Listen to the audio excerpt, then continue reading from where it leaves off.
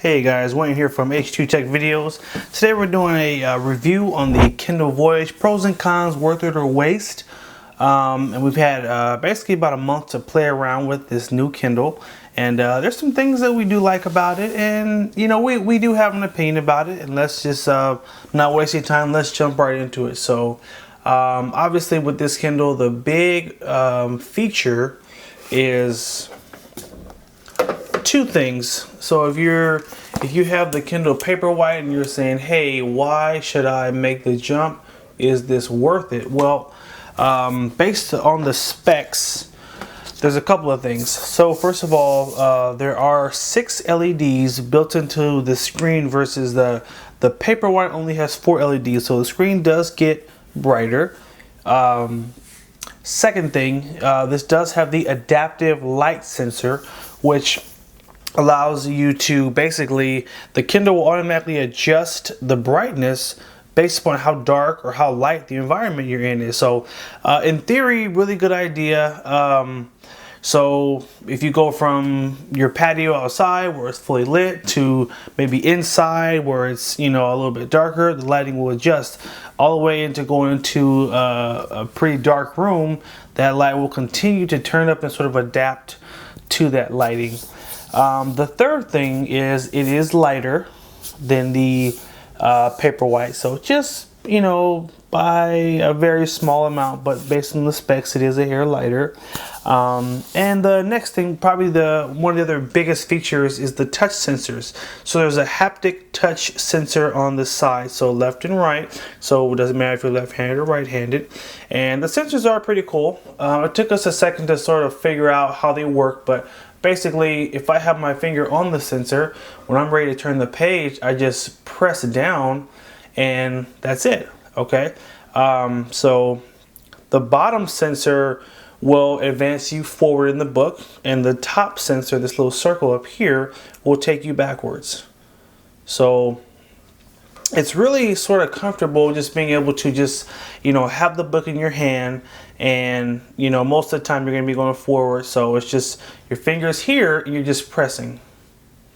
So it's really nice to not have to pick up your finger at all. Obviously, you know, like, so when I first got it, I didn't understand the touch thing, and I'm right-handed, so I was holding it with my right hand. I was saying, okay, I get the touch sensor, but I can just touch the page, so why would I need the sensor? Well, in actuality, if you are left-handed and you're holding it with your left hand, you can't just touch the screen because then it will take you backwards. So the cool thing is they did make it so that no matter if you're left-handed or right-handed, it's on both sides, and it really is convenient to be able to just squeeze and advance the page. In fact, a buddy of mine has a baby, and oftentimes when he's holding the baby, he'll hold the Kindle and he'll read, and he said, man, it's so awesome to not have to, you know, pick up my finger. You know, I can just literally just squeeze.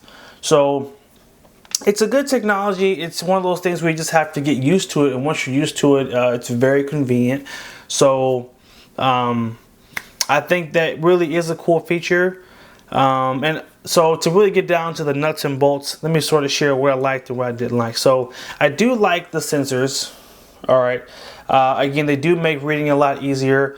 Because I am right-handed and I do tend to hold the book or hold the e-reader with my right hand, it doesn't benefit me as much because I feel like me pressing is almost as easy as just me just going like this and being able to advance the page. So I feel like, in a way, it sort of favors someone who's left-handed because you would probably hold it more often with your left hand, and then in that case, you know, you'd have to reach all the way over here to turn the page. So just my opinion. Again, you're all entitled to your own opinion, but that's just how I felt about it.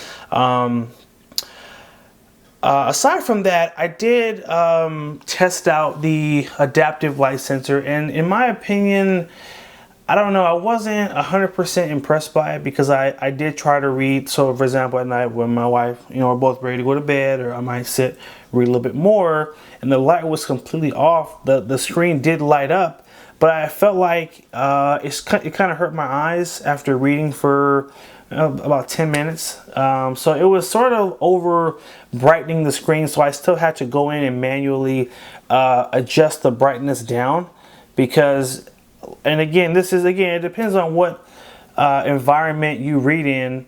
A lot of people I know read in well-lit environments, so it's different for them. But for me, I tend to read before I go to bed, and that means that the light is probably off. And I said, hey, well, if I have a Kindle that, you know, has a backlight, then I can read whenever, and again when I'm going to bed. So for me, I don't know. I saw it work sometimes, but felt like the technology could use a little more tweaking, or maybe it's sort of it could be a preferential thing where, you know, it's nice you can still go in and manually adjust it. So like when you come up here basically, and we go to the little sun, you can just adjust it, you know, according to what you like, you know. So so I don't want to totally knock technology. I think it is good, and obviously it's been out for a while, you know, but I think it still has a little bit more work to do. And obviously it's nice that you still have the controls are going and manually set it how you want it to be. So I'd have to give that sort of a so-so. Wasn't 100% impressed with that. A couple other things that I was a little irritated by. So probably the cons, I would say. So this Kindle is $200, okay? And why there are still ads on it, I do not understand. So when the cheaper Kindles came out, the ones that were like under $100, I understood why there were ads, because, you know, that's sort of how they subsidize the cost is, hey, you know, let's give a cheaper option and people want the ads, and so be it. But if I'm paying $200 for a Kindle, I think anything over $150, like, there should not be ads on it. So that sort of irritated me. I know you can go in and have them removed, but you do have to pay for that. So to me, that was irritating. So every time you turn the screen off, there is always an ad on. And then if I want to wake up the Kindle, you can't just swipe. You always have to hit the power button first, and then you can swipe and unlock it. So that was also another sort of irritation thing, that you couldn't unlock it because, you know, just how it's configured, I guess. So that was a bit irritating. Other than that, my experience was good. I enjoyed reading on it. I thought it was a very, you know, comfortable experience. I had this Kindle it's been almost 28 days and I have not charged it. I didn't even charge it when I got it. And it literally has worked the whole time. Now, this is not the data enabled one. It's just the Wi-Fi one. Now, what I do, I basically put it on airplane mode. So, I forgot how you do that. Settings. I just put it on airplane mode because I don't need it to be on Wi-Fi all the time. I tend to pick a book and just read that one book till I'm done. So, in my case, again, it lasted literally almost a whole month without charging, and I love that. So in terms of battery, obviously, that's one thing that these have totally down. Battery's great, incredibly light. I mean, literally, it's like you're not holding anything at all. And what's cool is that I never had a case on it, and it didn't really get scratched up or anything. So that was a pro right there. So this pros and cons is sort of all over the place. Normally we do all the pros and all the cons at one time, and I'm just sort of mixing them all in together. But overall, the question is pros and cons, worth it or waste?